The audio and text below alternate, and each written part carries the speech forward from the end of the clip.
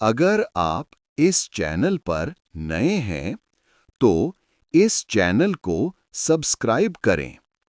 अलग गतियां जैसे 80 या 120 शब्द प्रति मिनट के लिए वीडियो स्पीड 0.8 या 1.20 की जा सकती है। डिक्टेशन शुरू होगा 5 सेकंड्स के बाद। 5, 4, 3, 2, 1। लोकतंत्र में चुनाव जब केवल सत्ता पाने के लिए रणनीति बनाने तक सीमित हो जाएं, तब देश के प्रबुद्ध वर्ग का कर्तव्य और भी महत्वपूर्ण हो जाता है। भाषण चाहे राजनीति से जुड़ा हो या फिर किसी अन्य विषय से, उसमें समस्या और समाधान दोनों हों, तभी वह सार्थक कहलाता है। स्वामी विवेकानंद ने जब शिकागो में 11 सितंबर 1893 को अपने ऐतिहासिक भाषण में अमेरिका के लोगों को बहनों एवं भाइयों कहकर संबोधित किया, तो वहां मौजूद भीड़ इन शब्दों को सुनकर आह्लादित हो उठी। वे सनातन धर्म के प्रतिनिधि थे, जिसमें हर पंथ ससम्मान और समकक्ष स्वीकार्य था। ऐसा कोई बंधन नहीं था कि अमुक पूजा पद्धति को ही अपनाएं या किसी एक धार्मिक पुस्तक को पूरी तरह स्वीकार करें। यह सभ्यता और सनातन ज्ञान परंपरा हर प्रकार की जकड़न से मुक्त थी। आप पूजा करें या न करें, ईश्वर को माने या न माने, जब तक आप समाज की मर्यादाओं को स्वीकार करते हैं, आप हिंदू हैं। ऐसा कोई बंधन नहीं था कि आपका आस्तिक होना आवश्यक है। स्वामी विवेकानंद ने सनातन संस्कृति की विश्व व्यापकता को जिस ढंग से प्रस्तुत किया, वह अद्वितीय था। यह भी ऐतिहासिक तथ्य है कि जब अब्राहमी धर्म के लोग यहाँ आए, तो भारत के लोगों ने उनका स्वागत किया और उन्हें अपने धर्म के अनुसार परंपराओं एवं मान्यताओं को आगे बढ़ाने का हर एक अवसर दिया। पारसी मत को मानने वालों का यहाँ आना इसलिए ज्यादा महत्वपूर्ण माना जाता है क्योंकि वे यहाँ आकर पूरी तरह घुल मिल गए।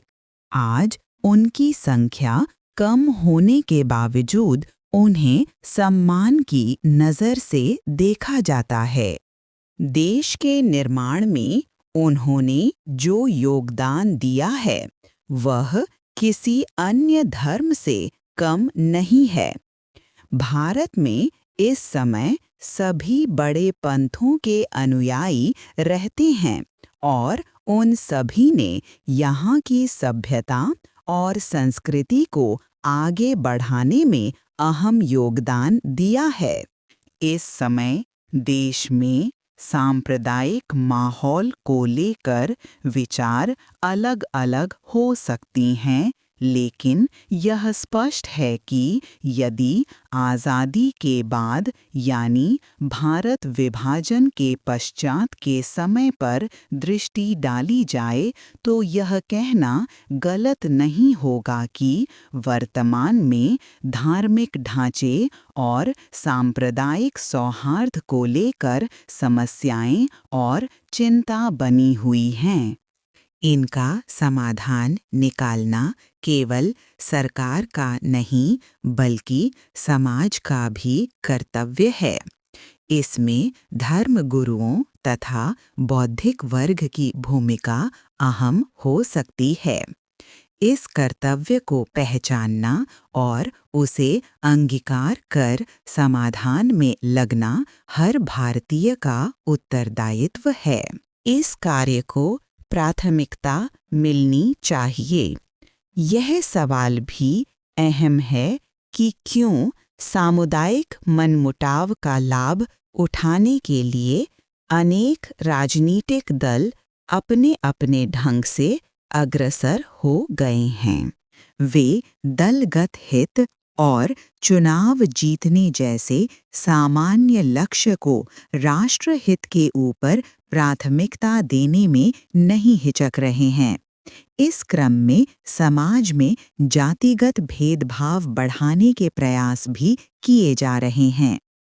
किसी भी सामान्य नागरिक को यह लगता है कि जिस जाति प्रथा को समाप्त करने में महात्मा गांधी और बाबा साहब आम्बेडकर जैसे अनेक मनीषियों ने जीवन लगा दिया, उन्हीं के नाम पर राजनीति करने वाले आज पूरे प्राण से जाति प्रथा के आधार पर देश को बांटने का प्रयास कर रहे हैं। राष्ट्रहित पर इसका दीर्घकालिक और नकारात्मक असर पड़ता है। इसलिए सांप्रदायिक और जातिगत भेदभाव को समाप्त करने के लिए सभी की भागीदारी आवश्यक है। समाज में एक आंतरिक वैचारिक क्रांति लानी ही होगी और ऐसा तभी संभव होगा जब हर तरुण, युवा और बुद्धिजीवी इस विचार में रच बस जाएं कि देश तभी समृद्ध होगा जब यहाँ अटूट भाईचारा और पंथिक सद्भाव सारे विश्व को दिखाई देगा।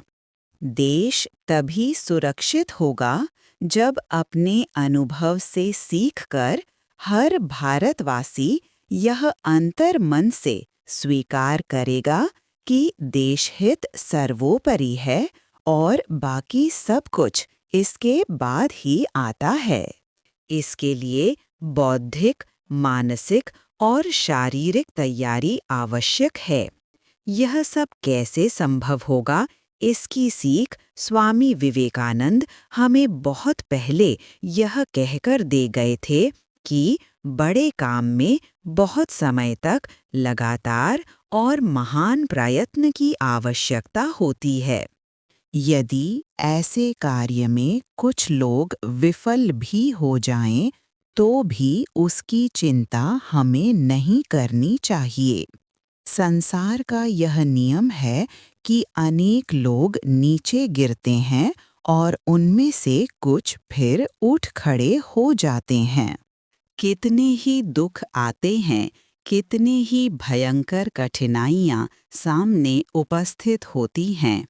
स्वार्थ और अन्य बुराइयों का मानव हृदय में घोर संघर्ष होता है और तभी आध्यात्मिकता की अग्नि से इन सब का विनाश होने लगता है। इस जगत में भलाई का मार्ग सबसे दुर्गम एवं पथरीला है। कितने लोग सफलता प्राप्त करते हैं और कितने विफल हो जाते हैं, इसमें आश्चर्य नहीं होना चाहिए। हजारों ठोकरें खाने के बाद चरित्र का निर्माण होता है। कुछ रूढ़िवादी विचार समय के साथ इतने सशक्त हो जाते हैं कि उनसे पार पाने में सदियां लग जाती हैं। लंबे संघर्ष के बाद भारत के संविधान में जाति प्रथा और छुआछूत को दंडनीय अपराध घोषित किया गया। फिर भी यह सब समाप्त नहीं हुआ है।